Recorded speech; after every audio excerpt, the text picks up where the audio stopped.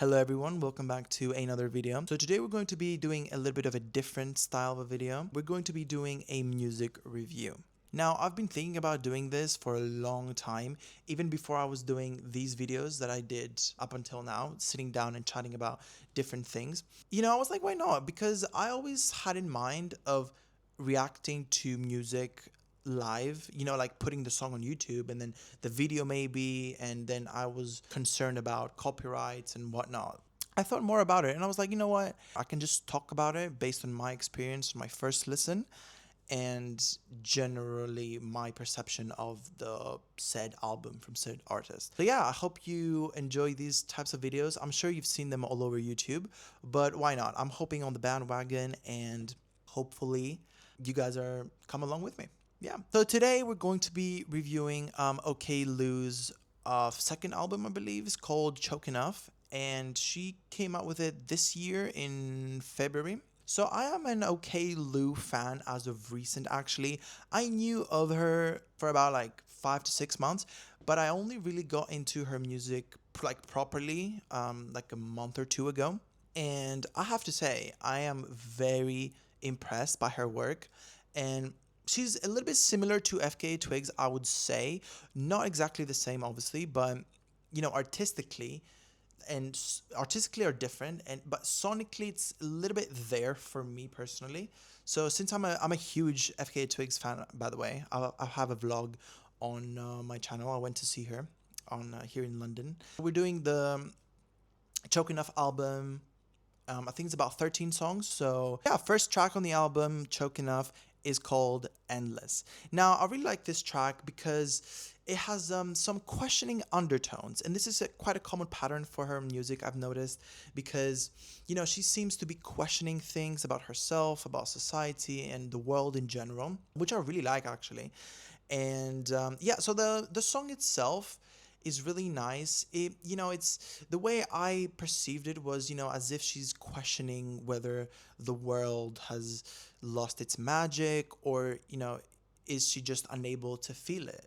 Maybe her love for someone or something is truly limitless, or she has became totally different of a person and she's not able to see it now. Ultimately, I think this song is about perception versus reality. I think it's like how the outer world changes versus our inner self, because a lot of things can change in the world, but we don't change, and vice versa. Like we might change and the world stays the same, so we will perceive things differently no matter what. I hope that makes sense, but this is how I got it on my first listen. Next up is Thank You for Recording, another great one. I think in this one she's feeling a little bit detached in this, I don't know, almost like social media age we live in, because she says, at one point she's like, sometimes I open windows at night. Thank you for recording.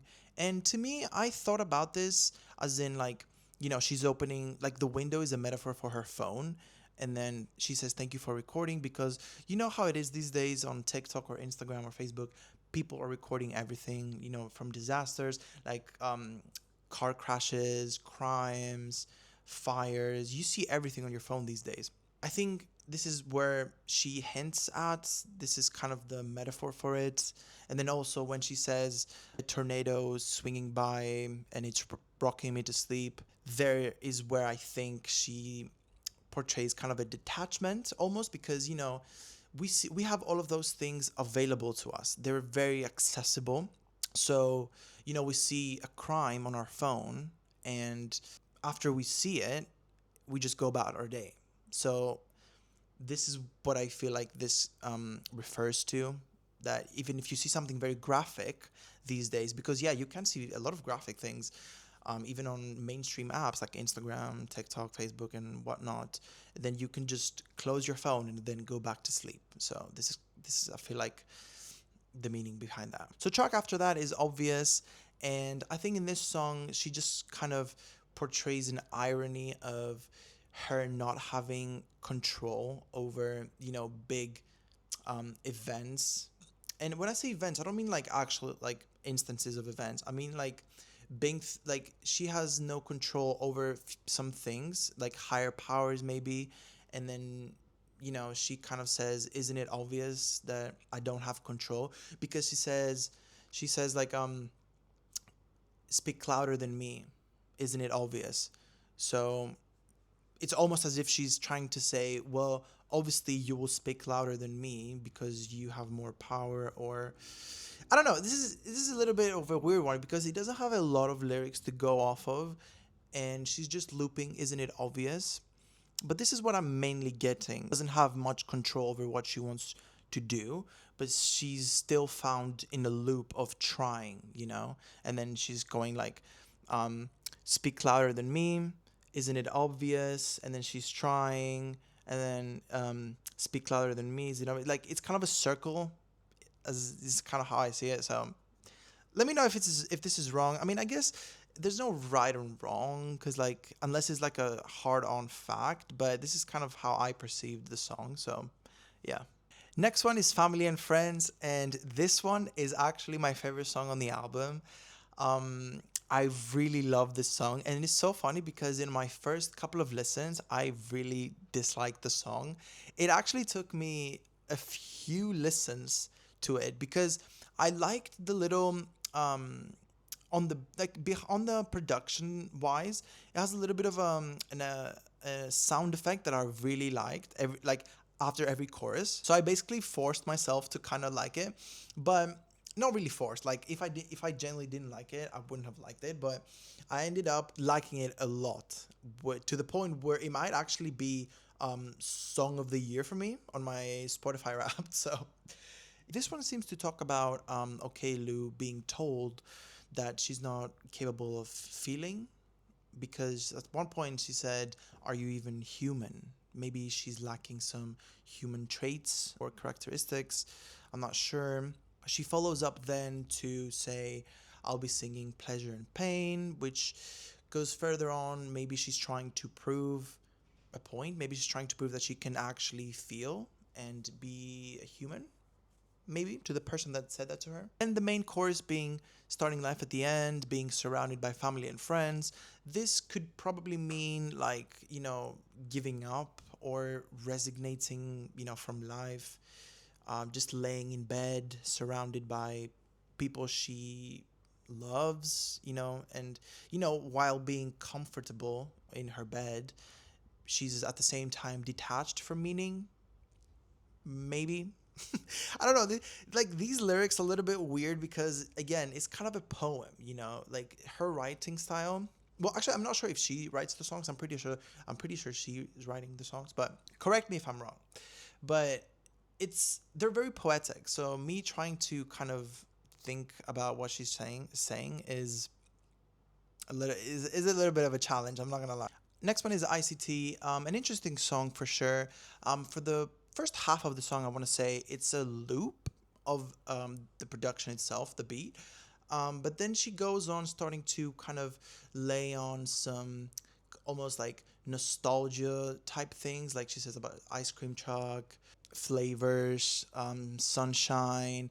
It's almost as if she's trying to run from something internal, maybe that's like exhaustion or burnout of some sort. I'm not sure.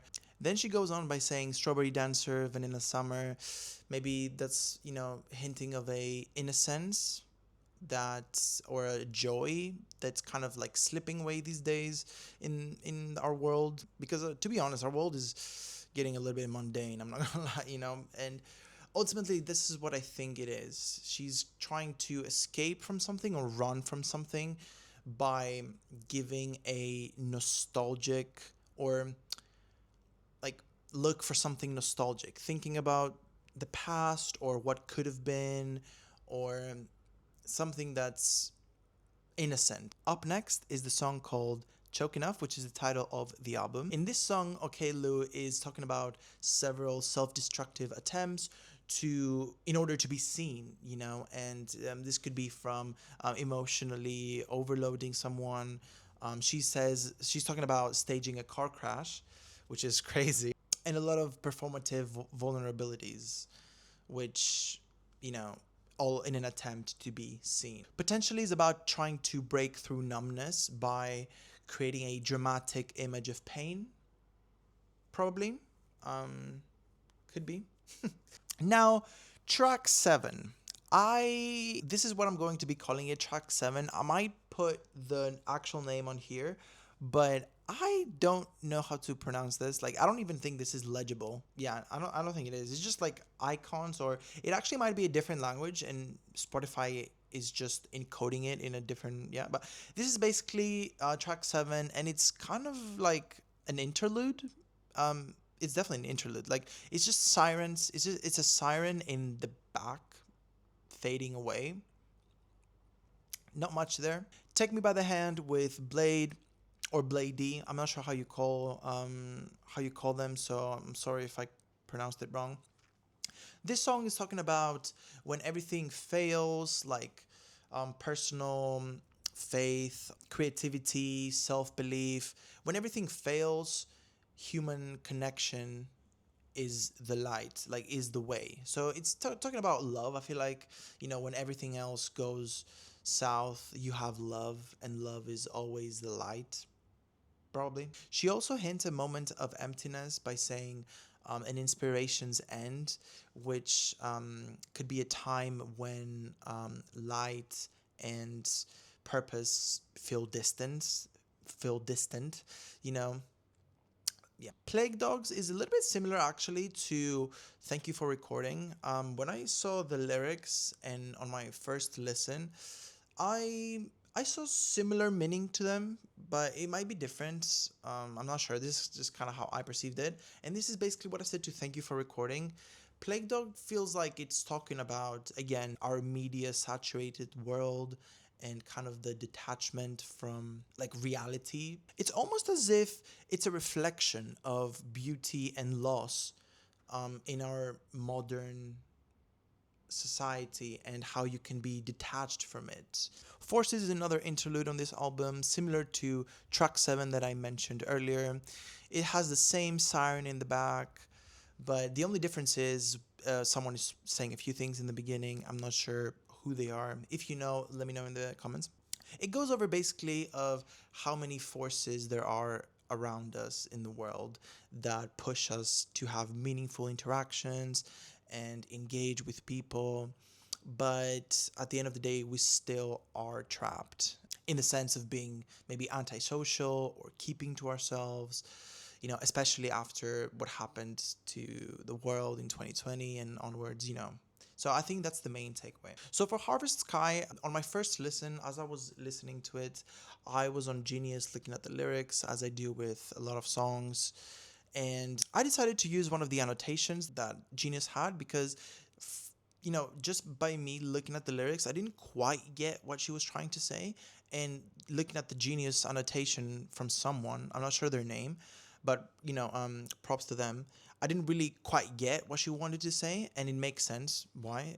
I'm gonna read it. Yeah, so I have my notes here. It says, "Okay, Louis talking about La Fête de Saint." It's something in French. Don't come at me. It's basically her hometown. It's basically a traditional celebration of the summer solstice featuring bonfires and festivities. That is Harvest Sky. So I don't really know much there. I mean, I could have done my research, but yeah, not my favorite song in general. So I didn't really bother with that. Yeah, Want to Wanna Come Back is another great one. It's second to last, and Okello is expressing some nostalgia about, her home city in France. I'm not sure if she's still in France, but she's expressing some nostalgia about her friends that she has there. She's going over how she would want to wanna go back there, meaning that implying that she doesn't want to go back there. So something is keeping her from going back to her roots, I should say, which I'm not sure what, but it's definitely an interesting song. Definitely an interesting song. Last but not least, we have Blade Bird. Now this song is a bit different. This song I would say is a little bit more mainstream sounding sonically.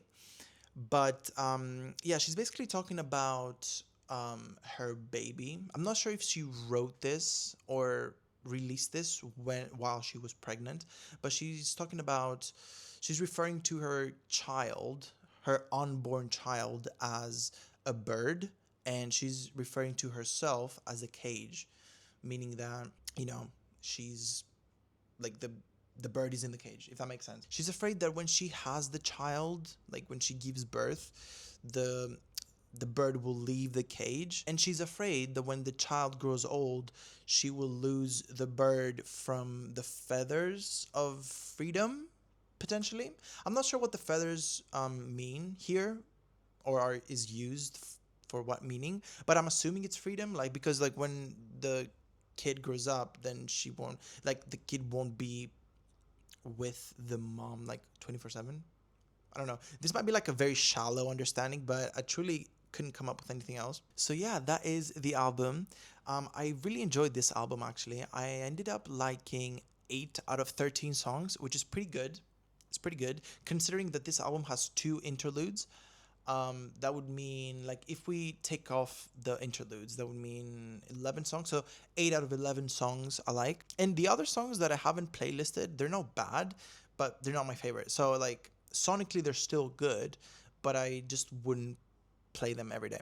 Yeah, let me know what you think. I really want to do more videos like this. I enjoy talking about music. If you want me to also react to music, I could very well do that as well. You can let me know if you would like to see my reaction to new music from Oklou, or potentially like FKA Twigs or other artists. I will probably have to make a Patreon or somewhere else that, you know, I wouldn't be copyright striked, because I'm kind of concerned about copyright strikes and, you know, taking down my channel and everything. So yeah, I could very well do that. So definitely let me know in the comments, and I will see you in my next video. Peace.